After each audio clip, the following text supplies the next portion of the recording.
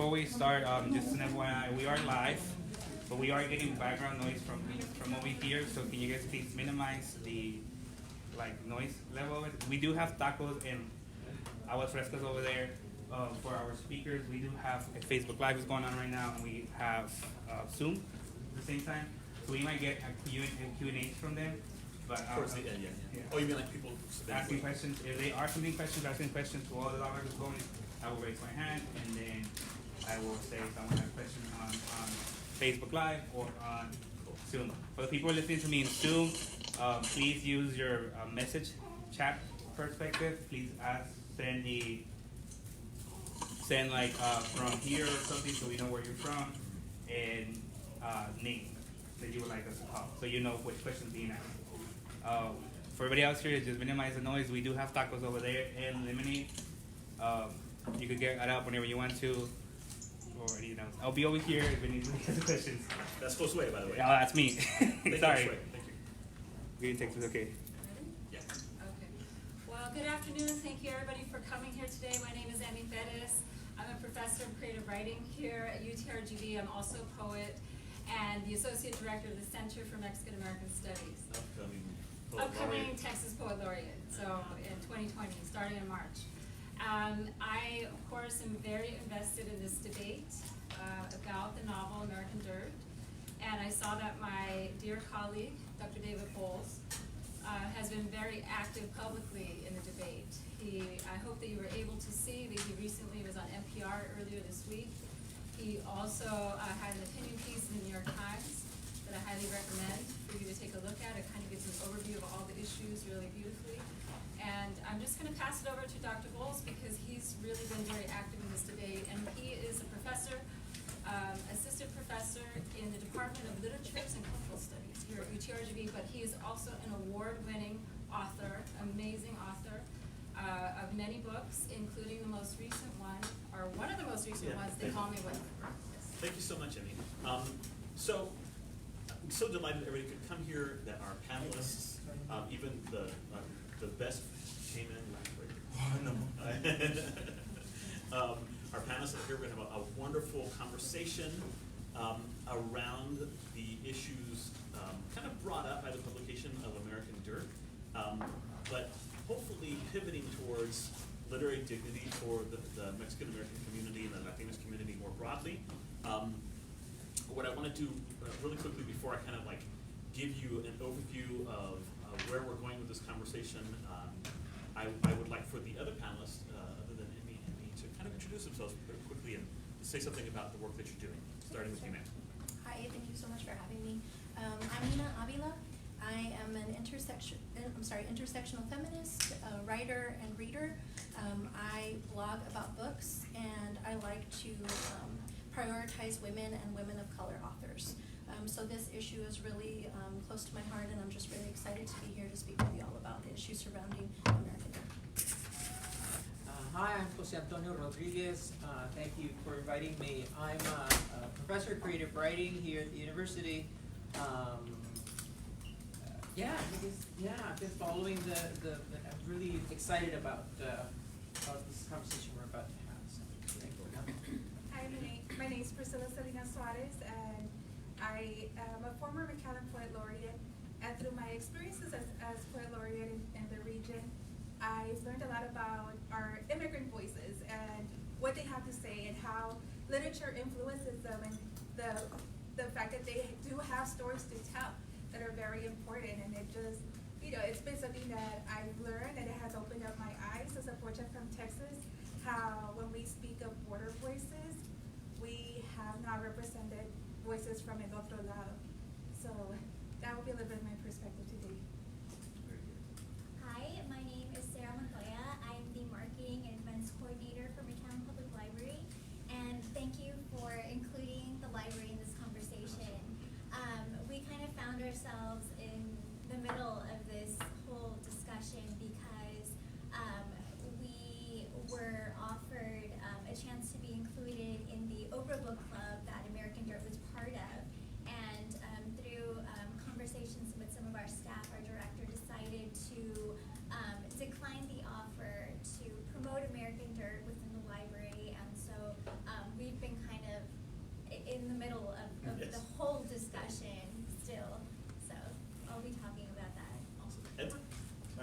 Vidaurre. I am a former McAllen Poet Laureate and publisher of FlowerSong Books. And we are trying to publish as many voices of people of color to get, of course, their voices heard and the truth out. And of course, being an indie press, we know how challenging it is to get it out there, but I also want to talk about the challenges of being an indie press and how you can support, you know, those voices that are coming out as well. Awesome, thank you so much, Edwin, for being here, I appreciate that. So, to give you some background, before I give you some background, let me just quickly explain how this is going to work. I'll give a little bit of background. Each of the panelists is going to kind of talk to this issue from their own perspective and kind of touching on themes that matter to them in this realm of literary dignity and Dignidad Literaria. And then we're probably going to have a bit of a conversation amongst ourselves, and then we're going to definitely open it up to a conversation with the whole group. So you may have like questions and concerns and ideas, but since we are going to open it up so that's a plática entre todos, if you kind of like maybe hold off unless it's like absolutely necessary, then I think we can shift into that larger conversation in a bit, and then maybe fold in some of the questions from our viewers who are remotely enjoying this plática. So, okay, some background. As you have probably heard, American Dirt was published on the 21st of January, just 10 days ago. It feels like it's been like an eternity. The book was written by Janine Cummins and published by Flatiron Books, which is an imprint of Macmillan. Now, Jean Cummins wrote this book after Trump had been elected president, and of course, like many of us, she reports having seen the horrible things that were happening: family separation, children being put in cages, refugees being kept on the Mexican side and not being allowed to await their hearings in the U.S. side, and just all these really horrible things. And she felt moved, like I assume nearly everybody with a heart feels moved. But she felt moved to write about it. She had already been doing some work researching it in a more like a nonfiction way, thinking about a way to put together a story about a white woman who is, researching and looking into the situation in Mexico, but she decided to write it from the perspective of a middle-class Mexican woman who is the owner of a bookstore in Acapulco, and who, after the massacre of her family at the hands of a cartel, escapes with her 8-year-old son and is trying to flee to the United States to find freedom and a better life for him. Her name is Lidia Quijano Pérez, spelled with an X, which is awfully unusual, and her son is Luca. And there were people who, when we first heard the rumblings about this book roughly a year ago, were a little concerned. But there have been plenty of books written by people who are not Mexican, not Mexican American, that do justice to our issues. And so we're always open to that notion. You can write the other if you do the work.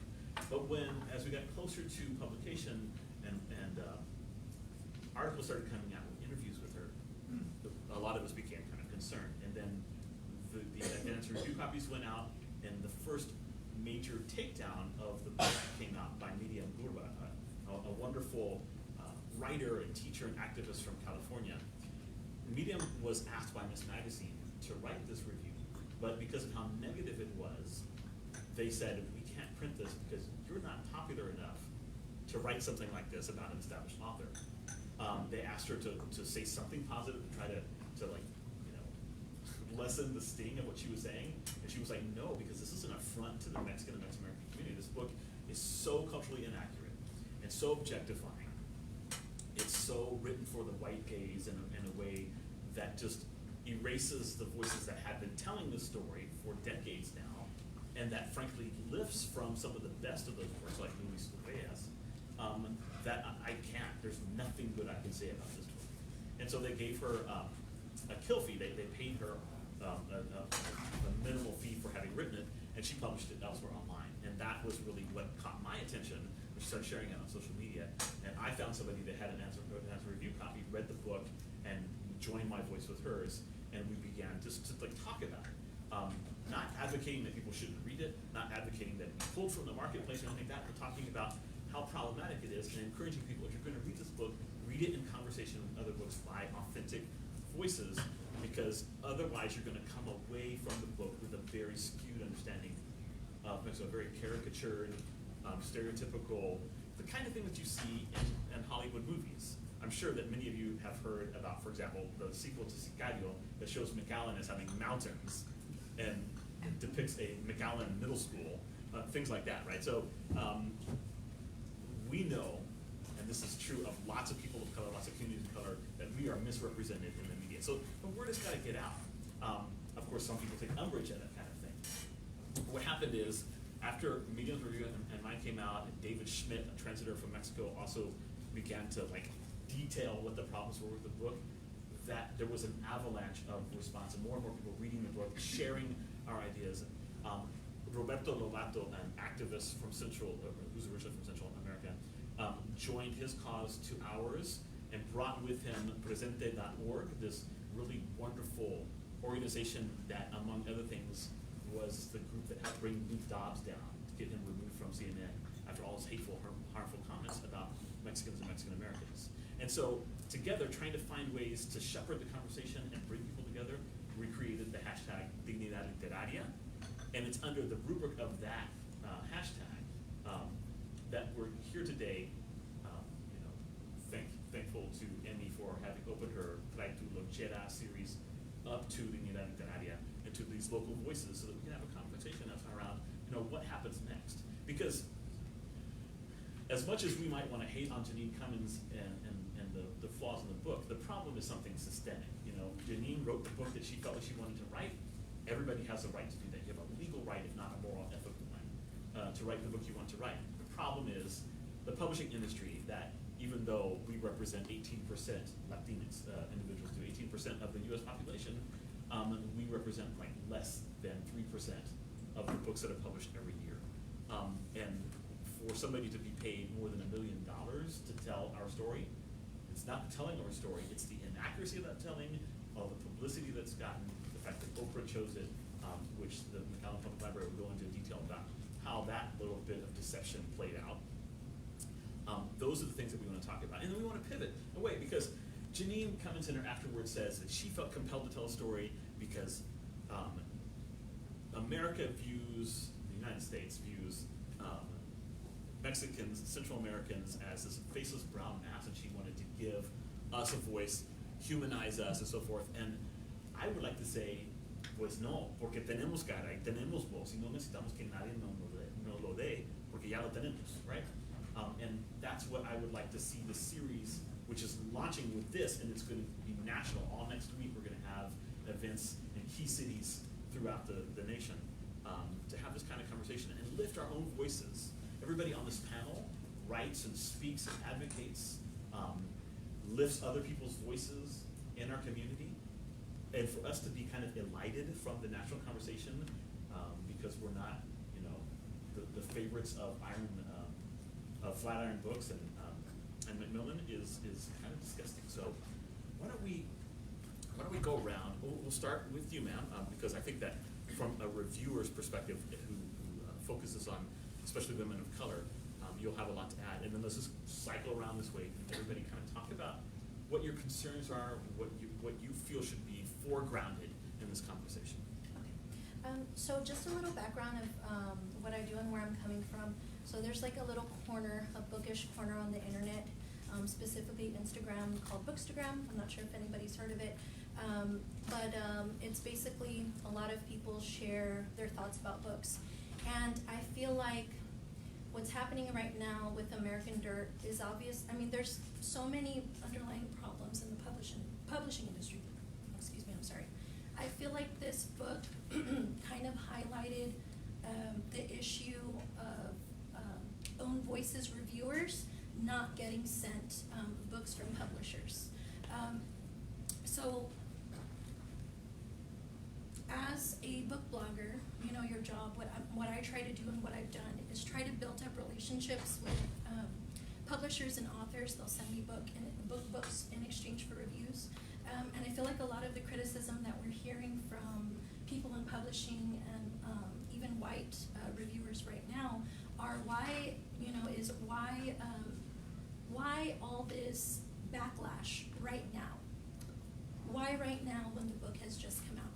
And I feel like the answer to that is a lot of people, a lot of book reviewers, especially Own Voices Latinx book reviewers, are barely becoming aware of this book because publishers only look at numbers. So they're gonna look at people with a whole ton of followers, and that's who they're sending books to. So if you look on Goodreads, a big platform like Goodreads, a lot of the reviews of American Dirt, even the really glowing ones, especially the really glowing ones, are from white reviewers. And not to say, it is about race, not to make it about race, but a lot of these reviews are just raving and, I'm sorry, not raving, but full of praise for the book. And I feel like what they're doing is perpetuating these negative stereotypes of Latinx immigrants who come from across the border into our country. So I feel like just them sharing and pushing that forward is kind of perpetuating these negative stereotypes. I haven't read the book myself, and I choose not to, but I've seen excerpts, and it just seems over sensationalized violence and blood. Just not what, it's not representative of immigrant experiences, right? I'm not an immigrant myself, but I have, some close to me in my family and my community. A lot of Latinx readers are reading this, who are personally immigrants, and they're, saying no and rejecting this book. So I feel like, just as a reviewer, the publication of this book has just highlighted the issues of books not being sent out to all people or the right people from publishers, if that makes sense. Do you think, just to jump real quick, do you think that that some of this might have been deliberate? Like, we'll use that as a justification to not send it to reviewers of color? I would definitely think that. I think that, I don't know if anybody's, I'm sure you have, has seen the recent letter from the main director of Flatiron Books. Yeah, Bob Miller. Yes, so he just owned up to everything and, apologized and said this book could have been rolled out differently. So I feel like this is something that they knew would happen, that this backlash or this, I feel like this is something that they foresaw happening, and they still pushed it, and that has a lot to do with that hefty 7-figure sum that was paid to Janine Cummins, I would say. They need to recoup that money. Yeah, so I would say that they anticipated it, which is why perhaps they avoided sending it to, putting it in the right hands. I do feel like a lot of reviews are from white people, when really I think own voices books and authors is the thing, but there's also this hashtag on Instagram. It'd be great if you'll checked it out, called Own Voices Reviewers, book reviewers. So the idea is that that book reviewers are sent books by authors whose background they share or who identifies with that kind of story. So I feel like this kind of highlights that issue. Yeah. And the press release that she's talking about by Bob Miller came out as he announced the cancellation of the book tour. So the first couple of paragraphs of this press release are where he admits that they used deceptive practices in rolling this book out. That they, for example, they said Janine Cummins was married to a former undocumented immigrant, allowing people to believe that, to kind of infer that he was Latinx, right? When in reality, he is from Ireland. And there are a lot of these comments that he makes in that, basically, admitting also that their launch party in New York City, where they had centerpieces that were like mini muros, mini border walls with like barbed wire wrapped around them in the midst of like flowers, and people are sitting there eating their lobster with this thing in the middle, right? It was. He admits that was a mistake. In hindsight, it was a mistake. But in that same letter, and maybe somebody out in the audience wanted to make sure that I brought this up, in that same letter, he decried, he basically says, we're having to cancel this tour because of all the vitriolic rancor. Vitriolic rancor, that's what he calls our lifting of our voices, our insisting that we be heard, that our stories be heard. It's vitriolic rancor to Bob Miller. But that's problematic. And then he says, and because of all of these threats of violence. So the implication here is that the barbarians are at the gate. The brown horde is raising we're rabble rousing and so forth. And poor Janine Cummins needs to be protected from all of this sort of thing. And there's also been an attempt to pivot by some white writers, white women writers especially, to try to make this conversation about discrimination against women, about like toxic masculinity, when in fact the majority of the people speaking out against this book have been Latinas, have been Chicanas. So it's absurd to try to like single out the couple of men that are involved in it and say, oh, see, this is sexism, when it's not at all. It's about a community saying basta no más. What would you like to add to it? So much, right? But one of the things that I want to highlight is that when I did read it, and I'm a writer myself, and I teach creative writing, and I've internalized and I've learned over and over the criteria of what counts as great literature, you know. And I read the book, and it fails in so many ways to be compared to The Grapes of Wrath, for example, which I adore. That I kept going back to how highly it was praised, right? And what I learned in grade school, as a child, as an adolescent, as a Mexican immigrant, about why most of the great art, including literature, that I was exposed to as a child and as an adolescent was by white artists, and it was implied that it wasn't because it was racist to not include brown artists, for example. It was because that was just the better one, the better art, objectively better. Yeah. Right? The good stuff bubbles to the top. Right. Yeah. It's not racism at all. It's just objectively looking at what art counts best, and we're still having that conversation. And this book highlights, of course, the flaw in that. Yeah. Because I read it. It's a woman in peril thriller. You know, it's a movie of the week, from the 1990s movie of the week. Lifetime. And as that, it does work on some levels, because you're like, oh, here's a woman trying to get rid of this bad guy is after her. Except that, come back to my original comment, the characters are very thin, they're not psychologically complex, they have no contradictions in them, the woman is saintly and the villains are cartoonish. So I keep coming back to this question of how is it that Stephen King did not see these flaws, right? That he said it was extraordinary when it's not. So I have one of two theories, and I'd like to hear everyone's opinion on this. But either one, there was a push to praise it, or two, their very subjectivity as Americans and how flattering America comes across in the room got the best of them. Oh, yeah. And they forgot that they were supposed to look at it objectively, right? And it is a very flattering image of America. As far as I can tell, the vast majority of Mexicans have very strong opinions about the U.S., about the United States, and mostly critical because American exceptionalism is not a thing in Mexico. But tellingly, this main character does not. Right? Not once does she say, oh, that place that and here I have to go to it, right? Because then she becomes less saintly. Because then it complicates the reader's idea of America, And right? Here's an immigrant who doesn't exactly love our country ideally the way we do, right? And she's coming here out of necessity. Yeah. And so anyway, I wanted to highlight that, how the discrepancy between the mistruth, the falsehood of white readers, white critics claiming to be able to stand outside their own subjectivity and judge a work of art objectively, and using that as a way of denying minority voices being published, being well reviewed, being taught in classrooms.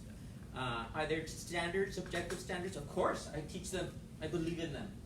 Sure. But is it possible to escape ourselves, escape our subjectivity, and just clearly judge a work just purely on objectivity? No, because we bring our background to what we read. And so anyway, I wanted to put that. I think those are fantastic points, and some of the things that kind of dovetailing with that I'd like to bring out is that this whole notion of objective quality is exactly why the publishing industry remains overwhelmingly white. overwhelmingly white female, in fact. And the thing is, when you, in East Coast, so when you were brought up, you know, east of the Appalachian Mountains and in a middle-class family in New England, and you read certain books, and your parents read certain books, and you come up in a particular culture, there's a voice that you hear, that you want to hear when you read. And something that comes across your desk as an agent or an editor that does not ape that voice and those tropes and those traditions is jarring to you. And you can ask, tell me if I'm lying, every single Mexican-American Latinx author, you know, tell us about the time that you were in the Times, so many times you were rejected. What are some of the things that were said to you? And invariably they will say, I was told I couldn't connect to this voice. Pues no, claro que no, obvio. I mean, this is one of the reasons that the publishing industry needs to become more diverse. And it doesn't need to happen in this kind of like, you know, slow motion way that it's happening. It needs like structural reform now. We need to push for significant initiatives that will bring in a lot more editors of color into these things. All the stuff that you were saying about the boilerplate kind of plot that we have, it's really ridiculous. Some of the things, like Janine's cluelessness about Mexican culture is so glaring in trying to woo Lidia, the cartel boss, la lechuza, jefe de los jardineros, right? Los jardineros, that's the name of this freaking cartel. Yeah, don't get me started. Brings her a box. So he's giving her all these gifts and talking to her in a suave way. He brings her a box of like conchas. First of all, a box of conchas, not a bag. Are you? I wasn't aware that in Mexico you get like carts, like donuts, you know. And then afterwards, it talks about the grease that's left on the napkins after eating the conchas, like greasy conchas in a box. Nada más para que se den una idea de lo idiota que es this película. Why don't you talk to us a little bit about the perspective of a former poet laureate and publisher of wonderful, wonderful Own Voices literature? Thank you for the invite. I've always resisted literature ever since I was in high school, if I couldn't connect to it. And you know, when I graduated from high school in 1991, and I couldn't find literature that I could relate to. It was probably out there, but I wasn't directed towards it. So I was directed to the Shakespeares and to all the other writers that are, you know, still there, that are still surviving, that are still the ones that are being taught. And so, you know, now as a publisher, you know, they ask me, are you only going to publish Latino writers? And I said, over 90% of my press is going to be Latinx. You know, and that's, you know, and the other 10% are going to be, you know, it's not going to be white. It's going to be a mixture of, you know, of other writers of color, you know. But it's important because I have a daughter and I want her to read us. Sometimes it takes us a lifetime to even, you know, figure out who our people are. This lady tried to figure out a people in how many weeks of research? And they're throwing $1 million at her, and we're all supposed to, you know, buy into it and you know, and praise it and say, wow. I can't buy that. I can't accept it. I won't accept it. I won't read it. I won't buy it if it's, you know, at the dollar store. I won't get it at half price. I'll return it if it's given to me as a gift. Regardless, I just won't do it. You know, and then people are going to say, well, you have to read it. You have to give it a chance. I don't have to give it a chance. I don't. There's too little time in this world. There's not enough time for me to read all the books that I want to read, that I need to read, for me to waste my time on that book.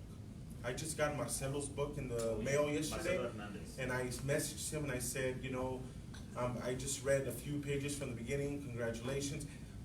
That's what authors need from you. That note, that review, that thank you for writing it. You don't know how important that is, you know. And as a publisher and as an author, you know, again, we're fighting this and we're talking about, you know, supporting, you know, people. But for those of you that are authors, go into your Amazon and go into your Goodreads. Who has reviewed your book? Who? Of all the people that are out there saying, I support you, where is the support?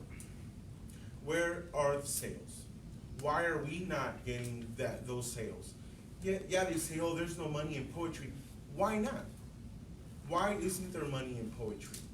Why aren't we invited to universities across the country to go read and talk about this?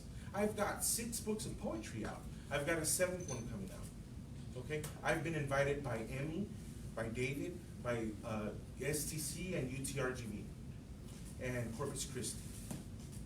You know, and I'm not crying foul and this and that, but I've got a voice. I think my voice is important. First, you know, I'm, you know, first generation American. My mom is Salvadoreña. My dad is Mexican. I've got a lot of stories to tell. I've got a lot to talk about, you know, and I come from East LA, from the barrios, from gangs, from, you know, so many things that I could talk about, and I do write about, and those are the voices I'm looking for. And those are the people that need to be heard, you know. But there's that, you know, battle where we're like, well, you know, it turns into, oh, it's that barrio story, it's cliche, we want to kind of move from that. Okay, well, let's move from that. What are we moving towards? We're moving towards the Janine Cummings. Yeah. Which is just another rehash of the story that they want us to tell. Because at the end of the day, one of the reasons that you're finding it hard to get traction is that all these structural inequities, the big 5, what they want from Latinx authors is brown pain. They want stories of brown pain that progressive readers, progressive non-Latinx readers can read and kind of feel this self-congratulatory sense of wokeness about having read and understood the plight of somebody. They pat themselves on the back and they move on without actually having done a friggin' thing about this, the inequities. That's what the book is positioned in, and that's one of the reasons that it's so hard to get traction. You know, it would be lovely to see some of these larger presses say, you know what, hey, let's proactively find, you know, we've got a line of poetry, let's create a new line of Latinx poetry, let's proactively go out, let's find the people out there and let's publish that work and let's get some money behind it, let's get a publicity budget. FlowerSong Books is a labor of love by Edward. There is not money, no one is pumping money into it. It is him working his ass off every single day to try to publish those books and get them out there.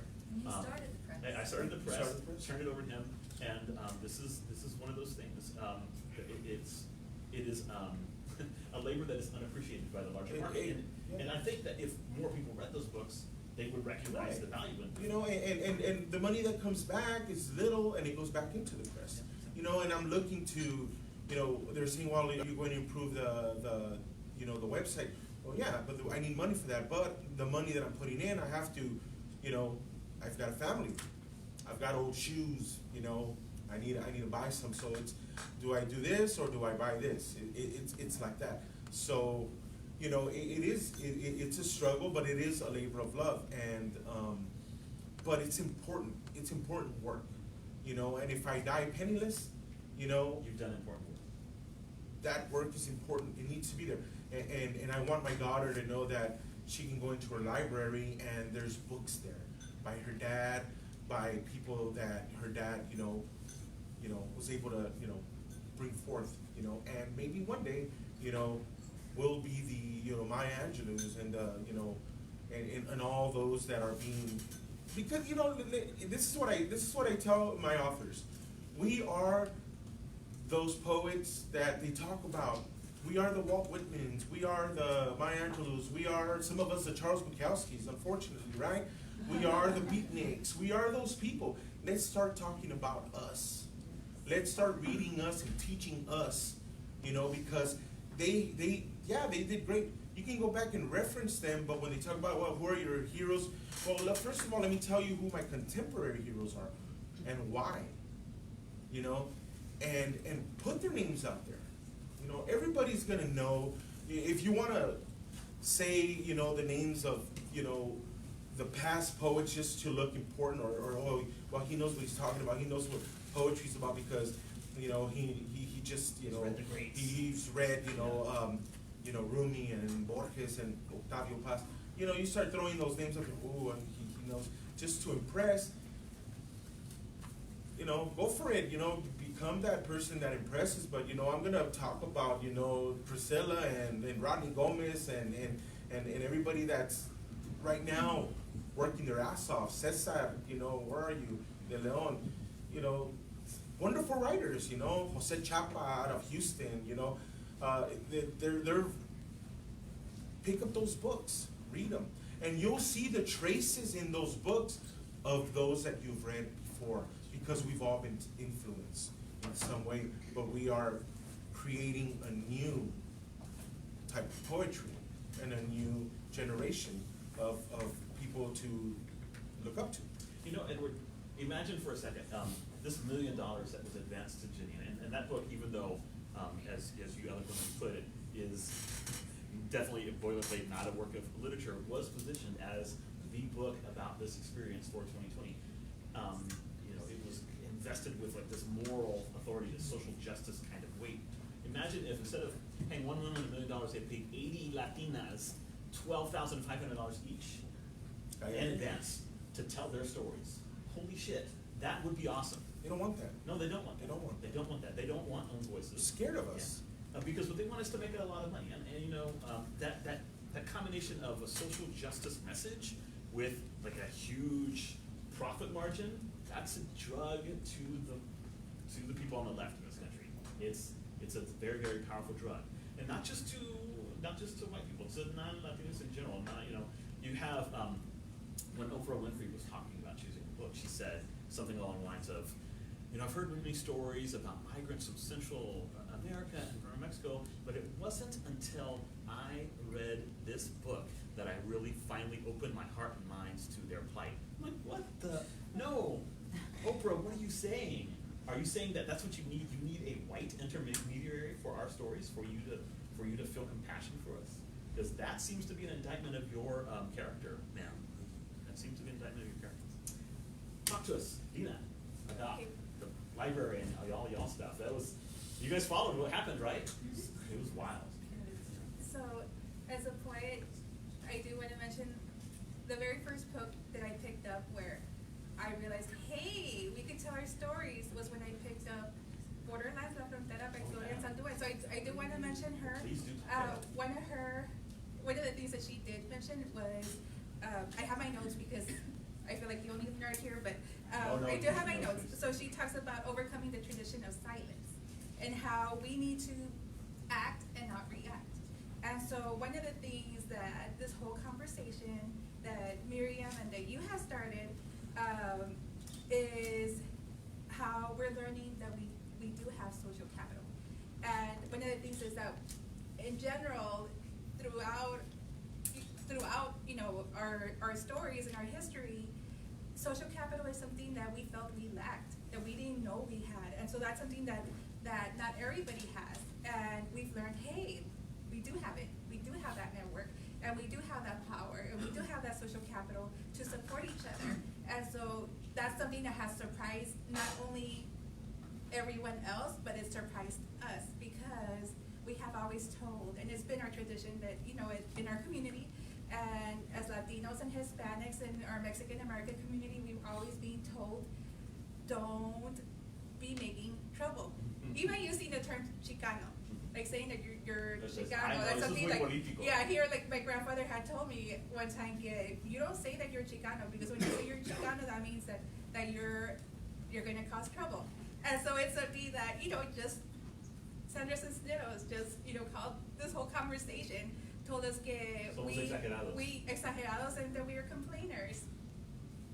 No, which is that old school like way of looking at it, yeah. Yeah, so, you know, it's something that we've learned, because you're being problematic and you're being a troublemaker. You and Miriam started this whole thing, and you're being, you know, but we've learned. You're drawing attention. See, you're drawing attention. Ay, qué vergüenza, David. No, but it's something that I think we've learned as a community, and I am very proud of to see the fact that our voices are being heard.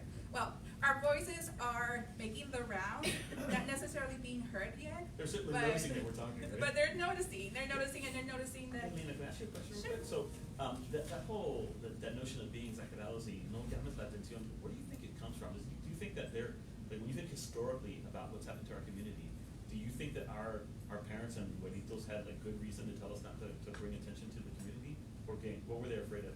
They were afraid of deportation. They were afraid of losing their jobs. They were afraid of losing their homes. I don't think it's something that is of recent time. I think just throughout history, Yeah. we learned that it's safer to be quiet. It's safer not to bring that attention towards us. In our lives. In our Like, lives, like yeah. what happened to the gentleman that was fighting for the monarch butterflies, you know, found in a well Yeah. because he was speaking up. And then we have like this generational trauma too. Like we have La Matanza, right? 1915, 2,000 Mexican Americans summarily executed by Texas Rangers and other federalized National Guardsmen. 2 mass deportations in the 30s and 50s. School segregation. Right? Tenemos una larga memoria. Nos acordamos de lo que nos hicieron, right? Yeah, we're not going to forget that stuff. I think that's something going back to the tradition of silence with Gloria Anzaldúa. When I read that, it wasn't, I understood in the back of my mind, but it's not something that I could directly relate to. Now, right now, this past week and a half, it's Right. something that totally, just hits home. And so coming in here, just coming to this plática, I thought it was just going to be us. I didn't think people were going to show up because it's during the middle of the day, people have class, people have work, people have to eat. And then look, and all Standing they room have only in this room. our For those of you who family, can't yeah. see, it's standing room only in here. Yeah, no. Thank you it's so for much, our by the way. family. Thank you for coming. We actually have about 50 people on Facebook. Wait, 32 people on Facebook Live and 42 on Zoom. On Zoom. Awesome. Well, hola nuestra gente. So it's really awesome to see, our people, our poets, our photographers, our journalists, seeing our students, seeing all of you here. Our It just- historians. Yes, our historians. Just seeing you all here is something that really motivates us and that makes us feel that you guys have our back, even though David is putting us into this problem. No, I'm just kidding. Even though we're Here's the troublemaker over we're here. being troublemakers. Like It's literally, really like nice. we're all troublemakers. See. And so, as my experience as Poet Laureate was something very, very interesting because I'm a Bocha. I lived my entire life here in the Valley, and my family, they're immigrants from Mexico, and so I've heard their stories about deportation. I've heard their stories about going to pick up paychecks from the patron and having to look at the floor. They couldn't even directly look at the patron to get their paychecks here in the Valley. And, just those type of stories, and I know that those type of stories are something that, that I can't directly connect with, even though I've heard them all my life. They're experiences that my parents experienced and my abuelitos experienced, but in the 50s, in the 60s. And so what's happening now is something completely different, and I feel really out of touch, even though I do keep up with the news. I know I'm really out of touch with what's actually happening in my own backyard, And so one of the things that I do also want to touch up in this whole conversation is about the Mexican American community and also about the Mexican immigrant experience. But there's so many voices out there, so many immigrants that are not from Mexico. And so that's something that we also have to keep aware of, that it's not just the Mexican community. Which is why this is why I always emphasize Latinx. I know that plenty of Chicanos and Mexican Americans, depending on how they define themselves, are, I wouldn't say bristles, right word, but are kind of taken aback by the use of Latinx. But I certainly don't use it as a primary term of identification. I'm Mexican American, I'm Chicano. Most of us in this room are. But because we stand in solidarity with our siblings from Central America and the Caribbean and South America, it kind of behooves us in terms of political solidarity in this lucha to have a term for all of us. And it's unfortunate that we don't have one that's a little more, indigenous or a little bit less colonized. But in lieu of calling ourselves Hispanic, we don't have a whole lot of other choices. So that's why I use that word, and con el perdón de los que no les gusta el término Latino, Latine, Latinx, that's why I use it to stand in solidarity. See, and I have been seeing a lot of that where they're asking why. We're asking why, pues, how do we generalize everyone that we want to include? It's so difficult to find a term that's going to define us. It is really difficult. Because, and see, the thing is, the reason we have to do it is because there is, white hegemony exists. And whiteness in this, cultural, political sense is not something real. It's something that's artificially been created over years so that, the original, Anglo-Americans, settlers of this country have expanded the definition of whiteness every single generation to include more and more immigrants who are like marginally light-skinned or marginally European, so that they continue to have that hegemony over the power structures in this country. And so in order to define ourselves in opposition to that and have solidarity, this is why labels like people of color, which is fraught and problematic, I know, but you gotta have something to group us all together. All the people who are non-white, I mean, I guess we could say non-white, but then that defines us, and you know what I'm saying? So people of color, and then Latinx, and yes, they're not perfect terms, but they're terms that we use because we have to stand together. Because, you know, like I was telling this one reporter who just didn't get why we're so upset about it. I'm like, because we see the writing on the wall. We see Trump, like what just happened, 5-4, the Supreme Court passes down this ruling that says that they can basically deny, residency and entrance into the country of people that they think are going to be a burden financially to this country. So, it basically gives like this really horrible power to the government to abrogate our rights. Why don't you talk to us a little bit about the library? I'm assuming you want to talk to us about the library. Okay. Yes, okay, so some background on how McAllen Public Library found its little place in this whole huge controversy was at the end of 2019, our library director, Kate Duran, received an email from ALA, the American Library Association, and Oprah's book club people saying that they were going to create a pilot program combining the ALA and Oprah's big, awesome book club. And they wanted McAllen Public Library to be part of this pilot program. And they didn't tell us what the title of the book was that was part of the pilot program. They just said it would be a huge, huge title. And so, we've got a book club. We love books. Obviously, we're a library. We were so excited.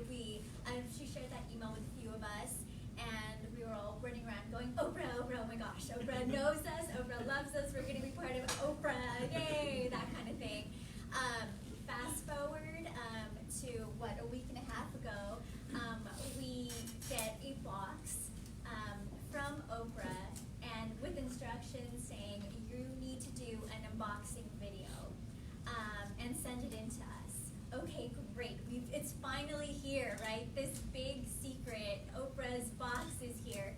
So a few of us get together and we're gonna do this unboxing video, and we do. And it's a cardboard box. Inside the cardboard box is a smaller cardboard box. Oh God. Yeah. It was very excitement-inducing, and so on the side of the smaller cardboard box in red ink says American Dirt. And so a few of us saw it, and we opened the second cardboard box, and there's 12 hardcover copies of American Dirt. Some of us were familiar with the growing controversy, with the new controversy at that point.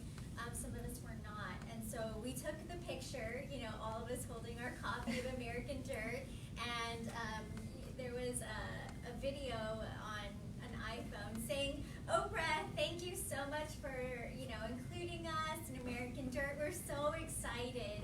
And those books got taken to our technical service department to get processed, to get ready for, our book club.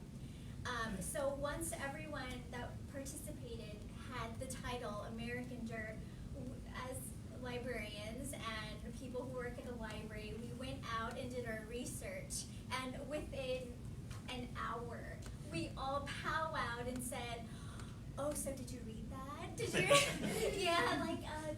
did you read what this book is about? The first thing I read was your piece, and I thought, oh my God, this is not good. And so we all did our research, we all kind of sat on it, and very quickly we talked to Kate, and Kate she's such a great leader, and she asked a few of us for our opinions. We're part of the community, we know our community, we know our library, and what do you think? And so she really took into account, the voices of her staff and the voices of just who we serve as a library system. And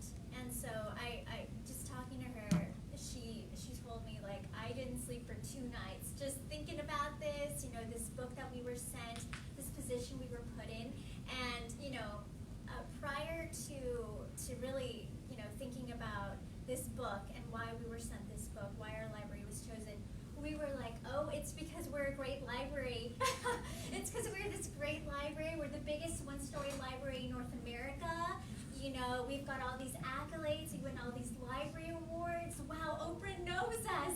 And it quickly became, I feel like the narrator has to do a voiceover. They were sadly mistaken. Yeah.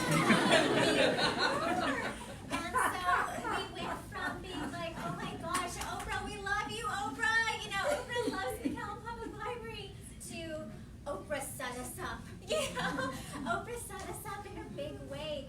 Oprah chose our library not because she recognized it as this award-winning library, this progressive library in our in the valley, which we are. She chose it because we were a border library and we were the perfect backdrop to sell and promote this book. And it was such a, like, ugh. I'm just thinking of the library staff, because I know you all, and I'm just imagining the people who took that picture, and what a wonderful media opportunity that would have been to have all those brown faces holding up that friggin' book. Yes. Yeah. And I'm sure she was secretly hoping we'd be like, gracias! Oh So it was a lot to take in a very short amount of time. You know, going from, oh my gosh, this great opportunity for, you know, our library, our book club, our community, everyone who comes to our book festival, everyone who comes to our programs, like Oprah is a big deal. And a few of us, three of us, we were in Kate's office, and we knew that the Good Morning America interview with Oprah revealing the title was going to come up. So it was Kate, myself, and Alexa, our assistant director, kind of like, okay, what is she going to say? And so she said at the end of the interview, I'm hoping to go by the libraries, to go to the border and promote this book. And so Oprah's, I guess, thought process reasoning was, I'm going to go to the border, to this library that is reading the book and loving the book and promoting the book, and we're all just going to have this like really great photo op saying we accept this book as, you know, as truth and we love it. And so what Kate, our library director, did was reach out to the American Library Association, which partnered with Oprah's book club, and said, we can't do this. She declined being part of this program, even though it would have been Oprah possibly coming to the library. And I tell you, and I think it's really important to note that she live tweeted the letter as she was sending it to them, which went viral and like was shared thousands and thousands of times on Twitter. Absolutely. The story with that was this whole thing happened, and you know, she told the ALA, do you want your books back? Like, you sent us 12 copies for our book club. We're not going to do it. What do you want us to do? And they said, you know, totally understand your point of view, totally understand where you're coming from. Go ahead and keep the books, do whatever you want to do with them, give them away, whatever. We're librarians, you know, we, just the stance of the public library in general is there's no censorship at all. So what we did was we took those books and we put them on the shelf. We put them on display, let people know they were there. We submitted them. They're at all three of our library locations. They're not being censored in any way at all. In addition to those copies, we bought electronic copies so people can check them out on ebook. So it's not a censorship issue at all. The book is there. It's, you know, it's not being hidden away or anything. We welcome our patrons to come in and check out any book in the library at any moment. So if that wasn't the issue was the library saying this book is amazing, and even knowing our community and saying this is authentic and we stand by it, and we couldn't do that. And I totally respect my director for doing that, because I'm sure she didn't sleep for 2 nights. You know, it was tough for us as staff knowing that this was going on. So it must have been so much harder on her, and I totally respect her for coming through and you know, making that really hard decision. And so she had made that decision, and she had said, I'm going to write up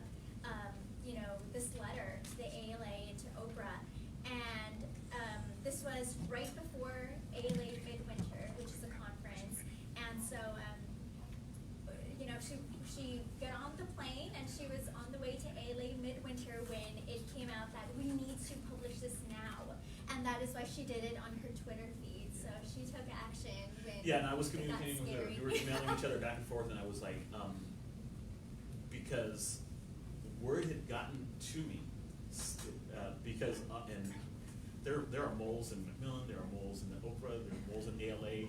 Like every time you think that you're keeping shit secret, there are people who are telling on you.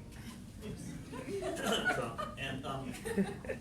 And so word had gotten to me that McAllen Public Library had been chosen, and so I was reaching out to Kate, and I was like, Kate, you realize that I'm in the middle of this, and like if this is true, if you guys are going to like support this and like promote this book, then I'm gonna have I mean, this feels horrible, but I'm gonna have to drag you through social media, and I don't wanna do that, so can you like catch me up on what you're doing? And she's like, no, wait, we are not, trust me, David, and she was a little appalled that I would even think that she would accept. She's like, come on, David, you know we were friends, and I was like, well, yeah, well, that's what I was hoping to hear. And so I was like, just because like the source is probably about to say something, it behooves you to get out in front of it, and she did that. Like, it's a really amazing thing. I don't think it made the ALA very happy though, but that's neither here nor there. Okay, so what we'd like to do now is to open things up a little bit. Just Okay, I'm sorry. yes. I So, didn't- yes, so I as thought the you event just- co-organizer, I'm sitting here and seeing really amazing people in the audience that I feel like we should hear from. Yes, I briefly. agree with you. And definitely we'll open it up to So some if you want to say discussion. something. Yes, and so the first person I saw was Gloria Anzaldúa, who is an amazing photographer and videographer who has been on top of La Bestia documenting migrants in a very respectful way. And so I thought maybe you could just say a few words about why you do the work that you do. You recently gave a TEDx talk about the importance of the person behind the camera. And I know that, I mean, you're part of the arts, and we just would love to hear from you for a few minutes. So, would you like to sit here? Yeah, come sit get in the hot chair. No, it's okay. And there's a few other people I might pick on in the audience. Sit down, because- sit down. yeah, so. Well, yes, in 2017, that's when like the first caravans started from like the southern Mexico border all the way to Tijuana. They had been going on for like about 10 years before that, but never like a full trip from beginning to end. This was a year before they became a thing, and I knew I needed photos for my portfolio, and like I wanted to become a photojournalist. I didn't really know how, didn't have a formal education in that. And I thought, okay, I'm gonna get on the train. I remember Edward talking about the train once. We had that conversation, and some time ago, and I thought, yeah, I wish I could do that. So I knew it was my opportunity to do it with my caravans, and I had a different understanding of what a good photo was, because we've been seeing the world predominantly through a white man's perspective. Most of the photographers are white males, whether that's from the US or Germany or who knows. And we've been seeing the world through their eyes, which is at a more privilege. They have usually more privilege than the people that they're photographing. And when I was in the caravan, I wanted to see suffering. That's what I was looking for, but I didn't really see that, and I was just taking everyday photos and came back, wasn't very happy with the work I did, and so I joined another caravan months later, and one of the activists, when I told her, hey, Gina, so I want to show how much they suffer, and she said, see, that's the problem that I have with journalists like you, that you're fixated in that one idea, and there's more happening, in these caravans than just suffering. And it was good that she told me that, because then I just started taking photos of whatever I wanted. I was more free to do that. Somebody needed to tell me that, I guess. And when I look back at the photos that I had taken in the previous caravan, I thought, well, they're not that bad. It's just that I thought I needed to get these photos, because usually the ones that win those awards are white photographers, and they're photographing people in like natural disasters in third world countries, and they have this vision, right? And like that's all they see. And we need all perspectives, I think, because they might be able to see things I don't see, but we also need more perspectives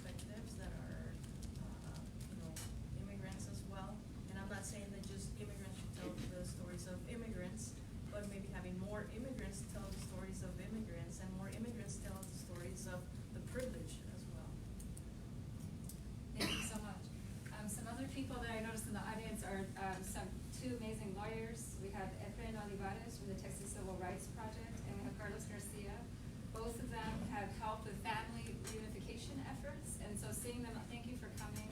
I don't know if you just want to say, yeah. Thank you. I even know that, Carlos, you tweeted about how your mom was making dinner for people who were just released from detention in helping with family reunification. I'll listen to a friend speak. Yes, but I would love to hear just a few words if you would like to. Thank you. Well, Yeah. I didn't come expecting to speak, so I have nothing prepared, and I haven't read the book. I'm not gonna buy the book, but I downloaded the free sample. Now I'm wondering if maybe that counts towards some statistics as supporting it. And I've read a couple of things, and I grew up in Mexico, moved here when I was 13. I haven't lived in Mexico since then, more than 20 years. But on top of the greasy napkin with a concha, there's other people that I'm no writing expert by any stretch of the imagination, but it's so clear to me that any person living in Mexico, with experience living in Mexico, would pick out very specific details that make the book laughable. Yeah. And it's so obvious that it's written for an idea of what Mexico is and what the experience of living in Mexico is. That aside, it's been very fascinating to me to hear from you all, the Latinx writers, about the structural impediments of accessing this, elitist publishing industry. And makes me think of my own experience and getting to elite educational institutions, a good college and a good law school, and having felt like, I got there, and walking in hallways of a law school with people that were very different from me, that had been in a prep school from the beginning, and were, several years ahead of me in reading levels and things like that, but feeling like getting there, it was some sort of accomplishment, and that was awesome. And hearing that 15 years later, those things are still very much their reality. It's appalling. It's frustrating. I feel like the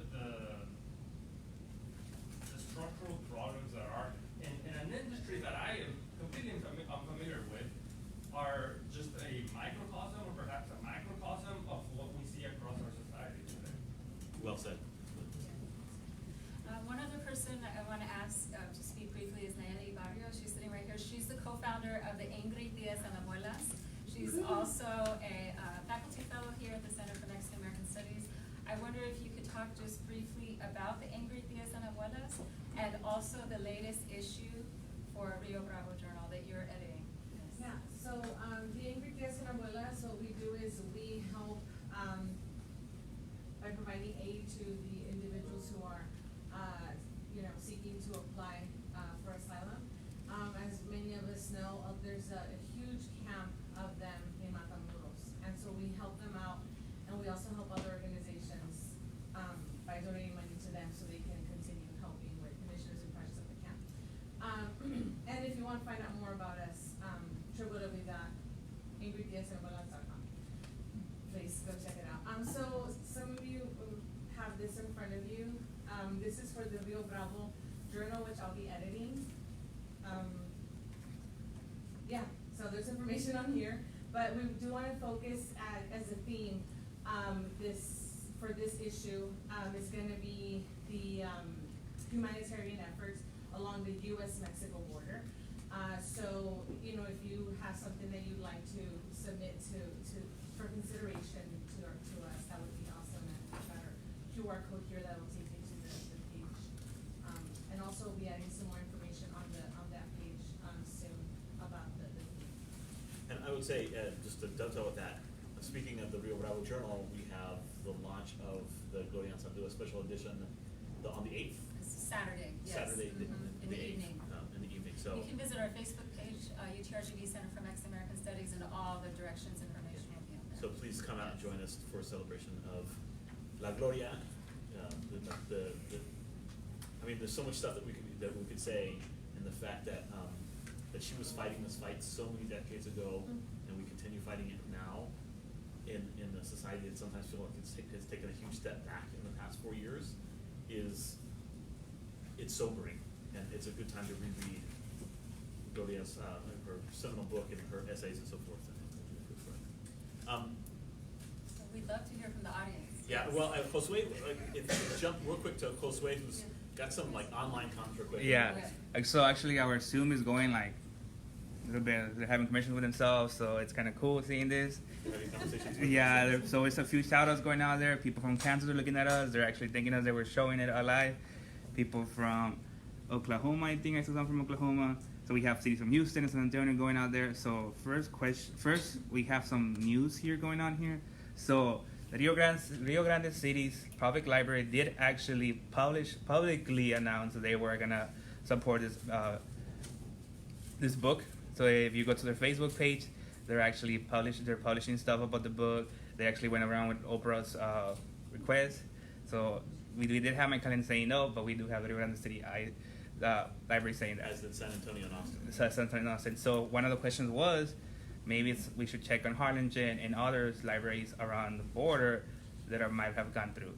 Okay, for the I think first. it's important to know that because if she does decide to come down with her show for Apple TV, you know, I'm just saying that maybe we ought to consider mobilizing around those dates to make sure that she sees our presence and understands that we're not just going to accept her version and Janine's version. And her view of what a deeper conversation is, which Yeah, I appreciated that she said that this book deserves a deeper conversation. But it's going to be her version, right? Well, yeah, we're waiting on what exactly she means by deeper and who gets to be part of that conversation. Which is why we're trying to get out in front of that, because also Flatiron has said, in lieu of the events that we've now counseled, we want to have dialogues, but God knows what that's going to be. So, we kind of need to. Especially if they say vitriolic rancor. Yeah, exactly. If they're gonna if they're gonna keep the vitriolic rancor perpetrators out of the conversation, then ain't nobody gonna be there, basically, right? And allege violent threats, which have any of you, I want to put that out there, seen any proof or evidence of that? So Because here's the thing. Yeah. I know I know some things behind the scenes that I can't quite share. A lot of stuff will be coming out on Monday of next week, but. There were a couple of bookstores that got anonymous phone calls threatening things, but like anybody can freaking make an anonymous. Like, how many times were you in high school with bomb threat, right? Some kid who doesn't want to take the exam. So there's no way for us to know that these are Latinx people calling in and threatening. Could be anybody. Could be people trying to make the Latinx community look bad. Could be either way. There could be some really OG Chicano out in California is like, I know, hijos de su pinche madre, just calling up and saying, that could happen. But I think it's more likely that it's somebody who's trying to sabotage our debate. Okay. Another thing, Jose? Okay, we have a few questions they're actually asking. So I'm gonna do this in levels. So there's a few questions for the public library, but first we're gonna go for the first person who has a question. So this is coming from Chicago. This is her nickname is George Latina. So one of the questions she's asking is there a plan to hold Flatiron accountable? Demand the hiring of staff that will test the culturally authenticity of the book. What are the next steps that we have to take? And how can nonprofits help? The Dignidad Literaria is definitely working behind the scenes to address the very things. I'm, again, without going into a lot of detail, I'm flying to New York City right after this conversation, and there will be more news forthcoming on Monday. But yes, that's like one of the primary things is Flatiron, Macmillan need to take concrete corrective steps, and I think that until that happens, there can't be any kind of backing away at all from the pressure that we're putting on the publishing industry. So yeah, there are things in the works, lots of stuff going on. If I may add something Yeah, of to course. that, there right now is a group of reviewers again online that are taking a stance, and they're in a way boycotting Flatiron and refusing to promote any more of their books. So again, real quick, just the way they get a lot of their books out, like American Dirt, is they censor reviewers like myself and others, and we're just taking the stance that we're not going to be accepting any more books from them or promoting from them until something is done. And that kind of pressure from as many groups as possible is the kind of thing. I mean, That our works. people that are leaking information to us tell us that they're running scared. They feel the pressure. they keep making misstep after misstep after misstep, and they need to find a resolution, and they want to. Yes, ma'am. I was just going to ask, because of our academic setting, right, Macmillan does textbooks. Yes. So is that something like a broader academic audience might want to reconsider where they're getting their textbooks from to support? And that's definitely, that would definitely be hitting them in the pocketbook, which is the way to make them react. Because at the end of the day, the big five publishers are all about that bottom line. That's one of the reasons that they are going to stick by this book until we've force them away, like you take a garrapata with tweezers and yank it off. That's what's going to have to happen because money, is the bottom line. So I think that's a fantastic idea. Getting, professors, educators, other people that would normally use Macmillan textbooks to reconsider that. Jose? Yes. Yeah. Okay. So I'm sorry that I'm like. No, that's fine. We're kind of like bouncing. Yeah, one there. Okay. So just an last one from my side, and then I'll go to Park Library after you guys have a personal talk here. So this is from Kansas. This is actually a nonprofit who just asked us. The name is the Nancy Society. So they're saying that they're willing to help out any way to get Latinx voices out there. Also, they wanted us to do a shout out for it's hosting the Terence 94 in August 2020. So they're asking, can we coordinate activities being planned? Books written by our gente, can be panel discussion, When is this going to be hosted? August 2020. August 2020. And also they asked if has Oprah committed any money to help the next writers? No, she has not. And in fact, Oprah, you guys may know a little bit about the history of the Oprah Book Club, and it started up, and then it fell off, and then it came back, and then it fell off, and it's come back again. She selected 82 books over the lifespan of this. And of those 82 books, not a single one of them was written by a Mexican or Mexican-American. Only one was by a U.S. Latinx person, and that was a Haitian-American, not a Spanish speaker.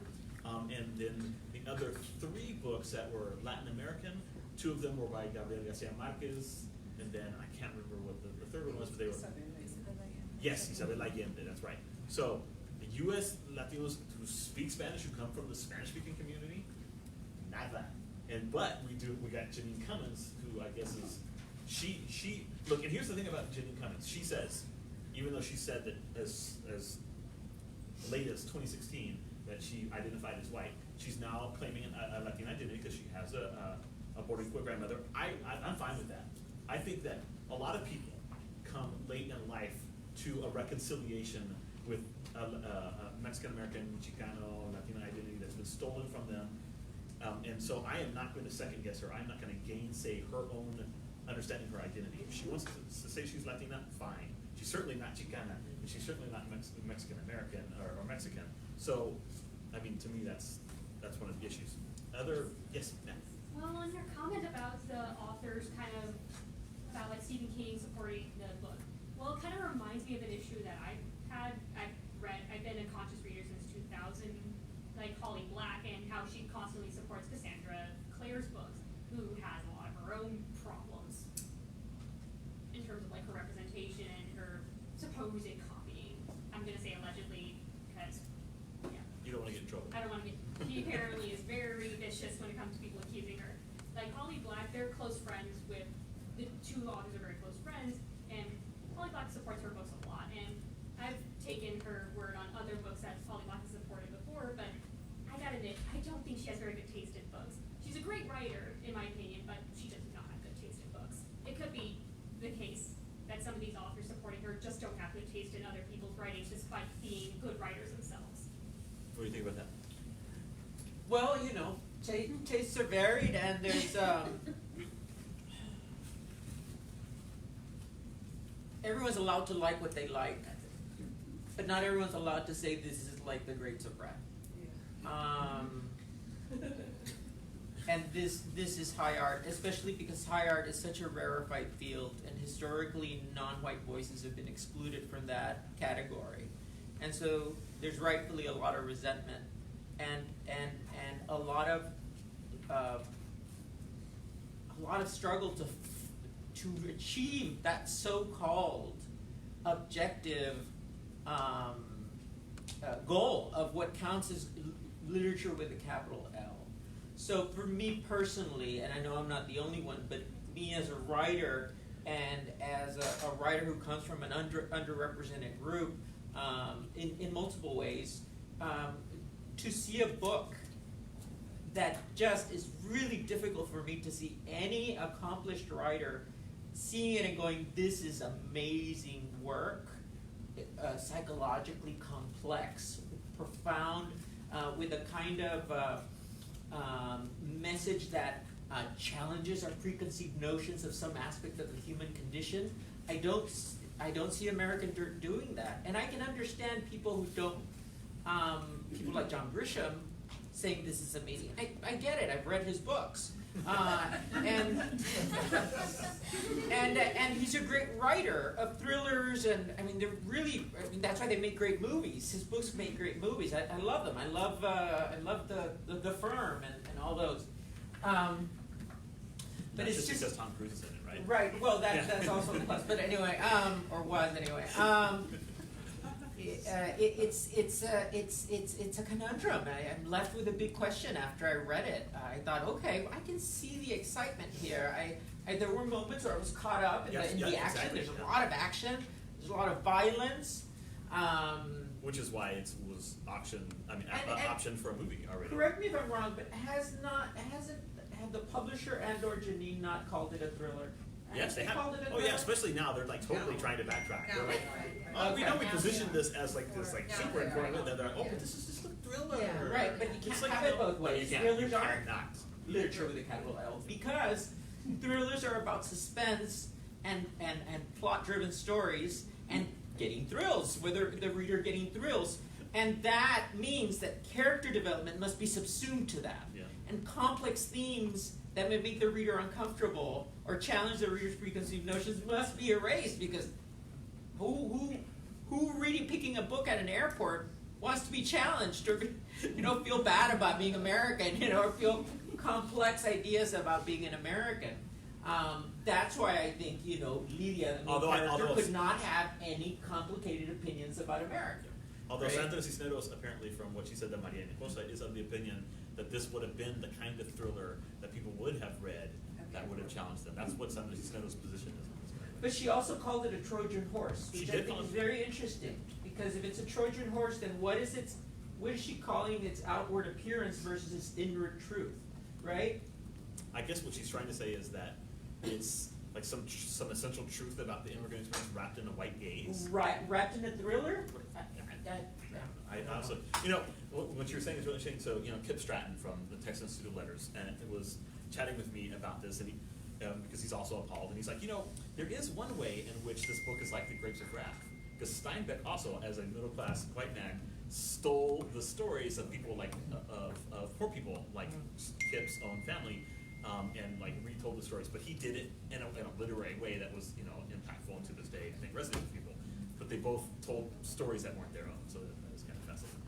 Do we have something else we want to bring in? Yeah, so these questions are gonna go to the library. Most people are actually surprised that you guys took the stand and they're asking for further help, right? So a few questions is, since you have already said no to Oprah, one of the ideas blowing around is, are you gonna start a Latinx Valley Writer Club that we could read about Latinx writers? And now another one is, are you willing to host a book club or a discussion with Latinx writers in the near future?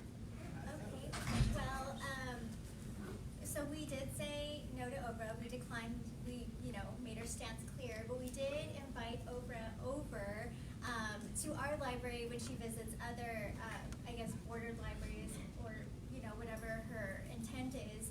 We also invited her to be a guest at our South Texas Book Festival. So we're not saying no Oprah, you're not allowed, at McAllen Public Library. It's no Oprah, we're not going to promote this book that we think is problematic. But you are invited to come and have this conversation at McAllen Public Library. Now, as far as book clubs, we have several book clubs at our library. We have our Lavender Literary League, which is for LGBTQIA+ people. We read books by LGBTQ. I'm missing some letters. I'm sorry. Yes, by authors and featuring characters of the community. He's been before. Yes, Yeah. we've had your.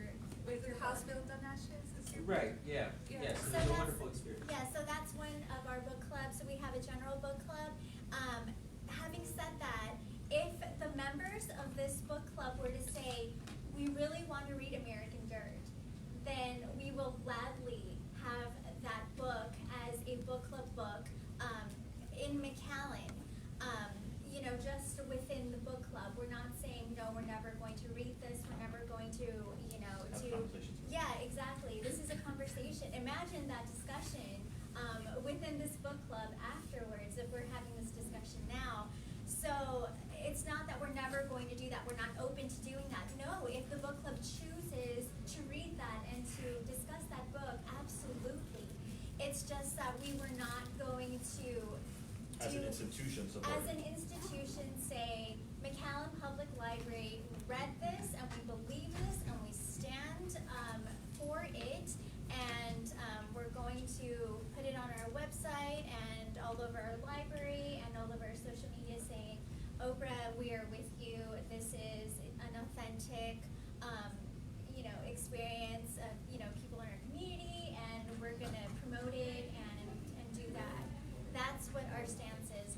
We're not gonna have it out for people to check out. We're not gonna have it out. We're not gonna have programs around it. Our book club is banned from doing this Yeah, book there's none of forever. that. That is not where our stance is. If they choose to, absolutely, we will do it as a book club, and we will have an amazing discussion. And but until that happens, this is our stance, and we're really proud of our director for making that stance. And on the part of book recommendations, which is something that we've been getting a lot of questions Yes. about. Through social We media as have, well, we because have, it's no, been we big. have, a group of us have been this past week, we put our heart and soul into collecting books that we've read and that we recommend. And of course, there's a lot of books that we haven't included because it's gonna be a work in progress. But we do have a few of those printed out copies. It's a rough draft, so it's not online or on social media yet. But we will be posting that up sometime soon.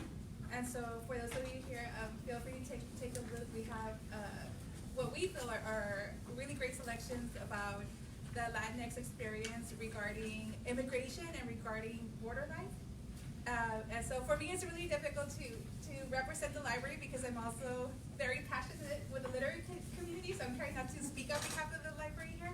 But I did want to go back and talk, yes, it's really, like, I don't want the lights to blur there. But I did want to mention one of the things about the controversy over this book is, as Veronica had mentioned, adversity is definitely something that is very vibrant, and it's something that people want to read, but unfortunately, it doesn't represent what our immigrant community is going through. It's not the only story.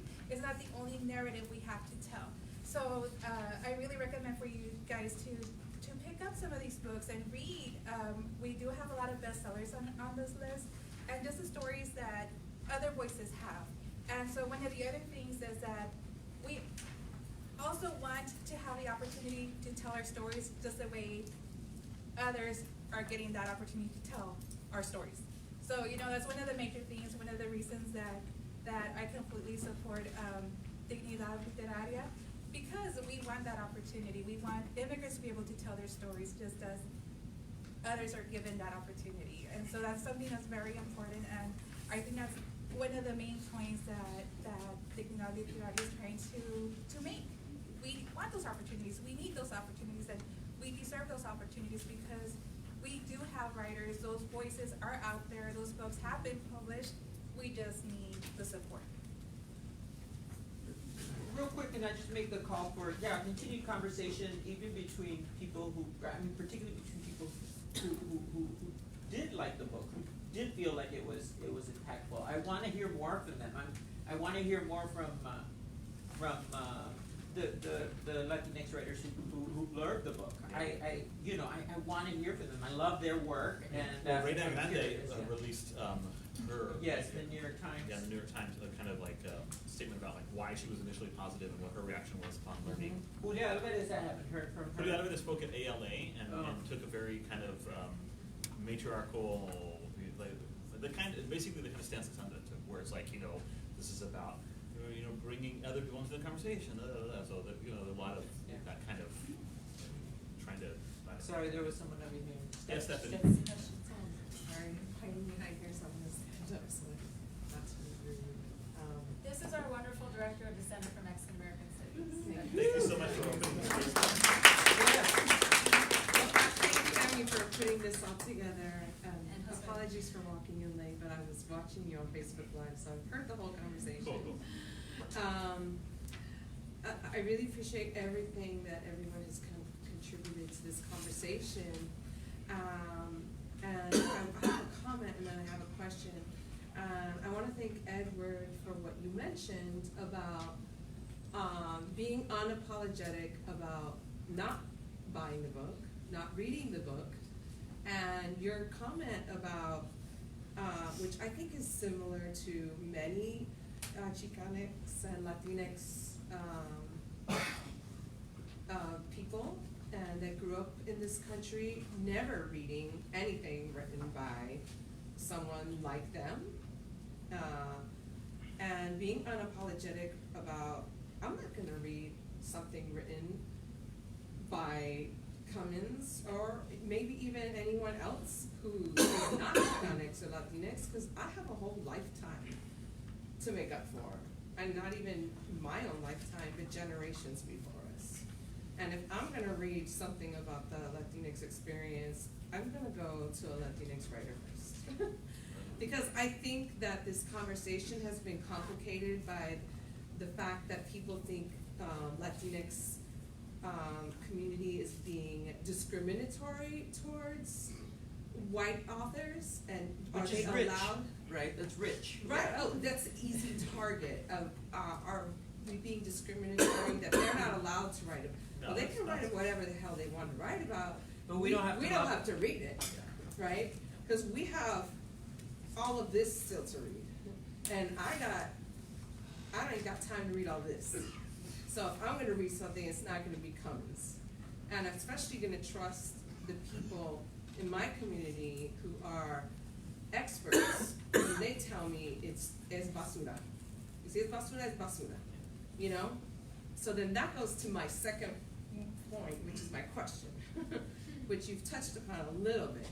But how damaging is it when someone like Sandra Cisneros doesn't now just write a blurb, but in an NPR interview, which if you haven't listened to the Maria Hinojosa interview, not For interview, Latino USA, yeah. for NPR Latino USA, the journalist Maria Hinojosa, who's fabulous, does an amazing piece. It's about an hour long. I listened to it driving because I ain't got time to read.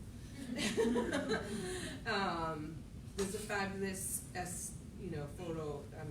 a journalistic piece on this whole thing about American Dirt, and interviews Sandra Cisneros. And in my opinion, what Sandra Cisneros says is highly problematic, because she not only doubled down on her endorsement of the novel, but she says problematic things about other people's take on it. She says she doesn't see anything stereotypical. Yeah, and She she tells says us that that we are exagerados, in that medium and we Burba should is get writing over it from by place of writing poetry. Oh yeah, that we should get over by writing poetry. And So, medium Burba is how writing from damaging place of- is that? Oh, it's pretty damaging. It's damaging to, first of all, to the cause of Dignidad Literaria, for her to basically dismiss medium Burba as writing from a place of rage and like intimating that she's got some kind of personal issues that she needs to handle when she's like, I mean, I don't know, I stand at Chingo on that, and I think that her fearlessness in this is admirable, and she's been at the forefront and the leader, and I will follow her to the pits of hell with sword in hand to fight against this thing. So I think it's problematic that one Chicana undercut another Chicana in that kind of like catty, typical white feminist way. Yes, you had something to say? I can't remember. Oh, I just have a question. Let her finish. Well, I was kind of done when he said fine. I was just interested. Yeah, go ahead. But I mean, I don't know if anybody else wants to add to that, but I do think it's problematic.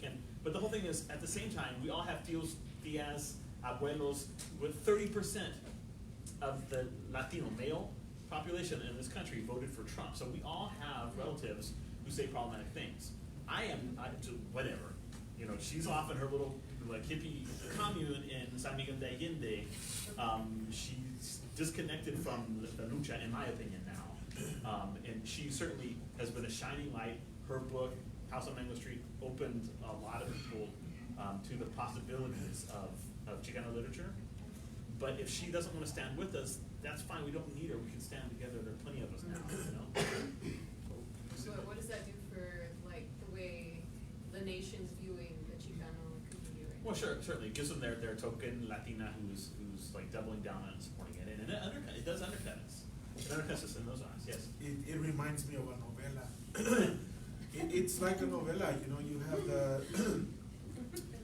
the struggle, you know, where and we have it in our families, you know. We have that las hermanas que no se llevan, you know. My mom is not talking to her sister for a while because they got into it because they didn't agree with something. But we have to remember that at the end we're all family. And she's, you know, yes, that's problematic.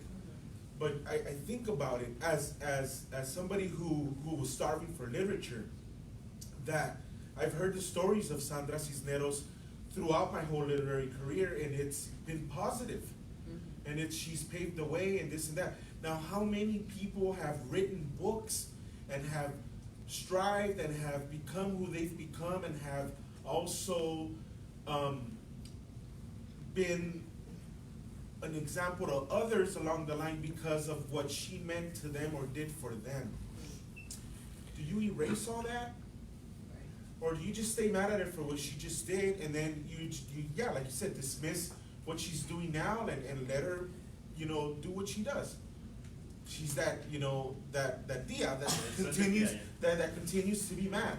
I don't want to dismiss Sandra Cisneros because of that, you know, because it reminds me of a family member. And yes, I can be angry and decide, pues no voy a hablar con esa tía. You know what I mean? Still love her, though. You've got to love her for what she's done, and what she will continue to do through her literature. You know, House on Mango Street, when I was working at a call center, when I was in between jobs, we couldn't do nothing but sit and wait for phone calls. And what I did was I took books and I took them and I spread them down and I said, you can't read here. And I wrote poems there. And my manager was cool enough to tell me, okay, send it to me, and he would print them out for me when in downtimes. And I gave Bless Mi Ultima to someone, Marihuano by Juan Ochoa to someone else. I gave House on Mango Street to someone else. And these were young kids that were at, you know, in between, you know, they were working at a call center, and instead of, you know, blowing bubbles and just being there because they couldn't have a phone, they were reading books. And they would come back and go, I love this. It reminds me of this. And so they still, you know, come back and say, hey, you know, that book, I still have it, keep it. You know, they sell it at Barnes & Noble for $9, you know, I'll get another one, or I'll get it, they're all over the place. But I've been thinking about it this whole time, and Marcelo's book has a blurb by Sandra Cisneros. So does mine. Liliana Valenzuela, I'm about to publish, has a blurb by Sandra Cisneros. I am not going to tell my author, I'm sorry, but I can't have her blurb. No. It's your book, you know. And she has a relationship with her, and they're friends, and it's not my place. You know what I mean? And so we can be angry, but that's what they want, right? That's what they want. They want that inner turmoil. You know, you can just, I want to dismiss it and then say, hey, stop picking on her. You know, there's a lot of other things we need to be fighting. There's a lot of other things we need to be, you know, activists towards, not our own. We've been fighting our own for too damn long, right? I think so. Hate me, don't buy my books from my press because I just said this. But I'll stand by it. And I still stand by over 90% of Latinx authors for my press. And I'll continue to do it because it's important. And if I ever meet Sandra, I'll be like, ¿por qué? Then one-on-one, I can ask her, why did you do that? Where do you come from with this? Because I don't believe everything that's put out in the news sometimes anyways, you know? What's going on, you know, and whatever. But it reminds me of familia. It reminds me, you know, of growing up. I've seen it in my own family where somebody has to get in there and go, Mom, she's your sister. Drop that and talk to her. No, es que tu tía es bien terca, this and that. No, ma, pero es tu hermana. And then after a while, everybody gets mad. One side of the family's mad at the other, this and that. Then the hermanas get together and they love each other. And then everybody's still mad at each other. I don't talk to my cousin anymore because his mom, my tia, blah, blah, blah, whatever. And then what, you know? Right? And you're right. Like for that, I would see Gloria, Sandra Cisneros as Tia, and I feel betrayed by her, and I feel very hurt by her because she's telling us to shut up. That's what she's telling us. She said, "Shut up, will be your So hostage now in what me." she's doing is she's wanting me to speak up and contradecirla, like contradecir everything that she's telling me not to do, not to be vocal. So that's one of the things that her speaking out has encouraged me to do, because I'm not always the most outspoken. Es de ganas, en veces sí, en veces no. But I'm not the most outspoken person. But right now, because she told me to shut up, that's what I understand. Anyways, shut up. No, she literally said, "Shut up." She did, ¿verdad? So because of that, now I want to be more outspoken. But I'm still going to see her as that, you're right, as that tia who told you, like, hey, no digas nada, like, don't just settle down. It's about time to wrap it up, but do we want having more questions? Luisa? Jose, you raised an issue, and one of the things that Oprah said, because I saw the morning show, the ABC, Oh, yeah. where she came on, and she wants to open it. This is the opportunity for larger discussion. She didn't say what type of discussion, but one of the things that came to my mind was one of the reasons she may have supported the book is her she has a misunderstanding of Latinos, period. And one of the things that maybe this book, and maybe, I don't know if you're gonna see Oprah, but if you all do, is invite conversations about how Mexican and Latinos are racialized. Because this to me, in terms of, how the portrayal, this goes on and on, the portrayal of Mexicanos and Latino peoples, it's a racialization that maybe Oprah and other people don't see. They don't see how this racializes in a negative way. So that type of conversation is one that we should have. Yes, I agree, and hopefully, I'm hopeful. I'm always optimistic about literary things, and so I'm not. So I'm looking forward to that deeper conversation. I'm going to be looking at it closely, and hopefully people like Amazing David will be part of it. And can I just say, I think this also goes back to the idea of labor. And right now, I think this book has opened up beautiful conversations and the opportunity for so many Latinx voices to speak out on this issue. But I feel like it shouldn't be on our shoulders alone. It's not our job to teach everyone.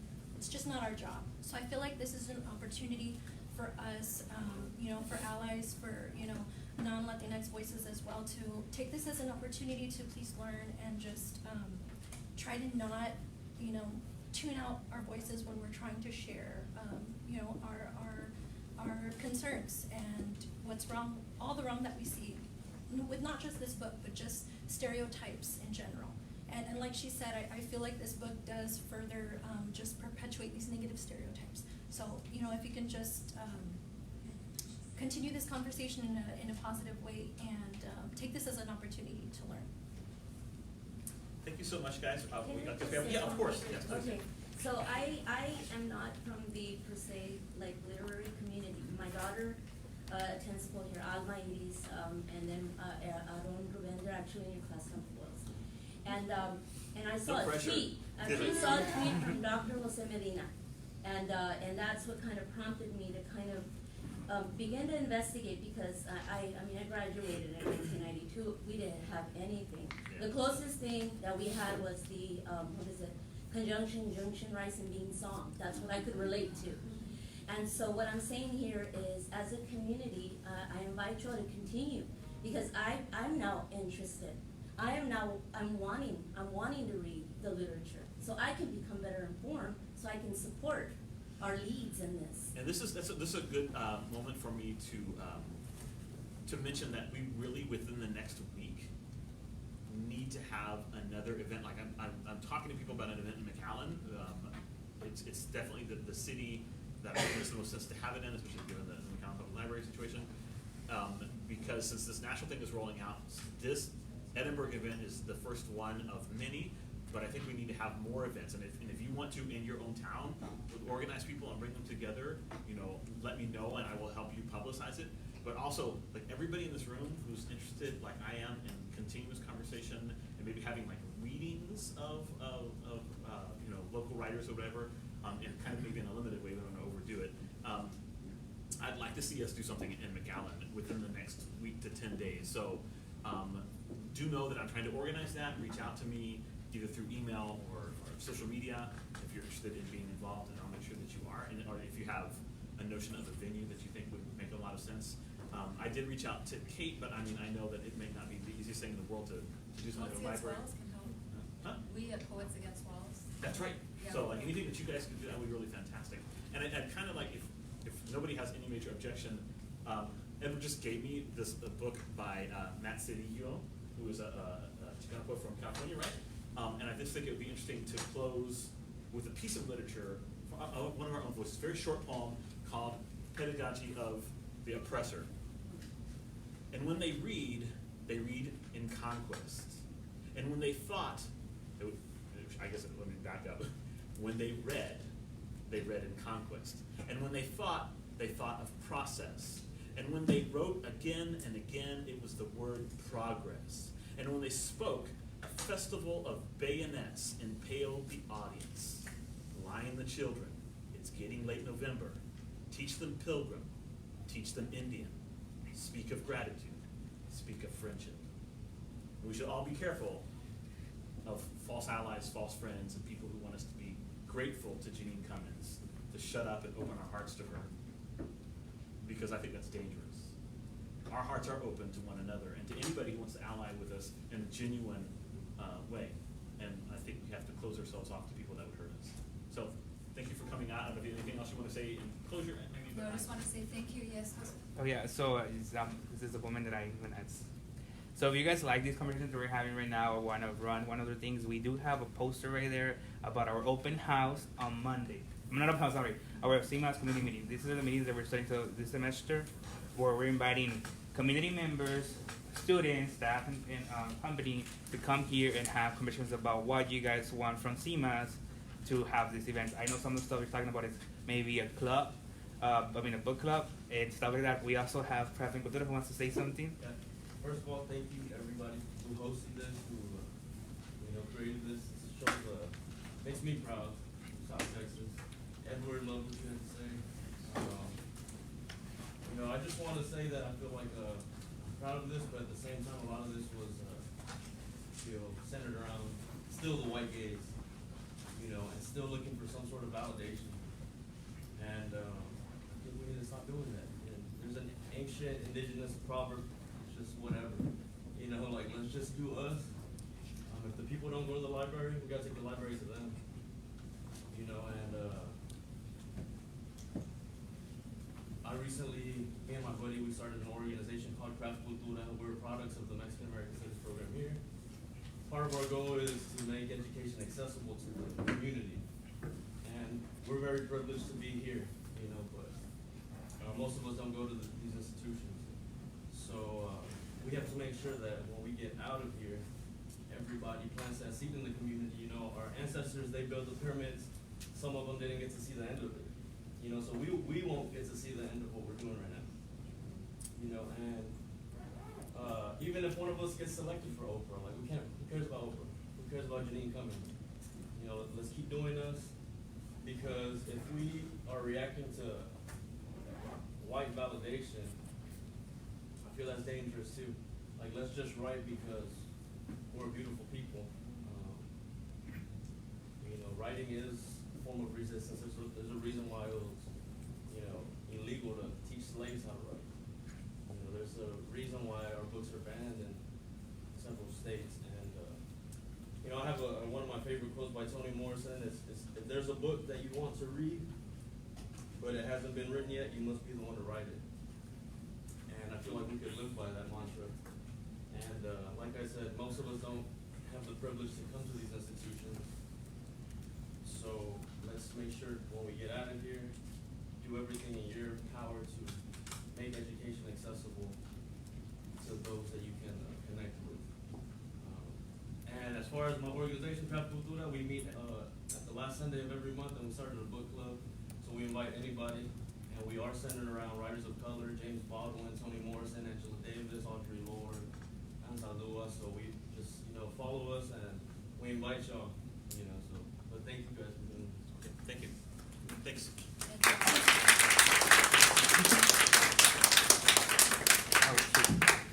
So yeah, just reminders, on Monday we have that, and on Wednesday we do have Lucha meeting for the first time in the semester. Naili can tell you more about it. Lucha is our student organization, and we'll have it for that day at the same time.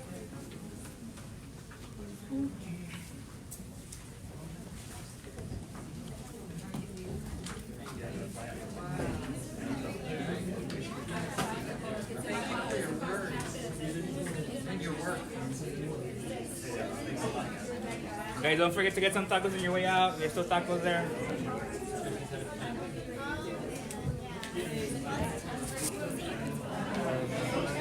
just want to ask,